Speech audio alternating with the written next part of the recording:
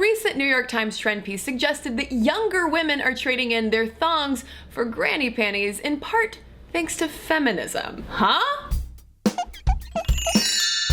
This article got me thinking that if wearing granny panties is a feminist choice, then does that make thongs anti-feminist? Say what? Historically speaking, no. Austrian fashion designer Rudi Gernreich, credited with inventing the modern thong in 1974, certainly wasn't trying to keep women enslaved to the patriarchy by virtue of walking around with perma-wedgies. I invented this thong to preserve the body's natural silhouette and free the female from excessive and restrictive undergarments. I wanted to set women free, not hold her back. Gernreich's progressive intentions were ultimately ignored, and the likes of Victoria's Secret, Cisco, and Britney Spears costume designers reappropriated the thong as the ultimate late 1990s symbol of male gaze satisfying sexiness. By extension, the #1 parental panic-inducing item in teenage girls' closets. Sorry, mom and dad. So it's understandable then that thongs developed a not-so-feminist reputation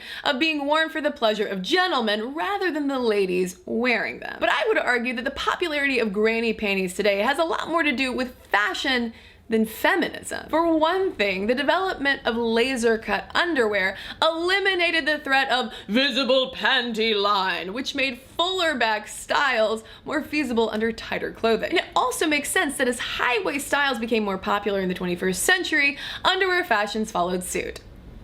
Or butt. Furthermore, judging women's underwear styles according to some feminist spectrum also suggests that gender equality requires we wear a particular uniform rather than the choice to wear whatever clothes fit us best. In other words, suggesting that thongs are inherently anti-feminist makes about as much sense as suggesting that when I wear one, I suddenly don't care if I get paid less than a man for the same work. No. I'm still gonna be all like, let me see that 17 cents on the dollar that you probably owe me, baby. Close that wage gap.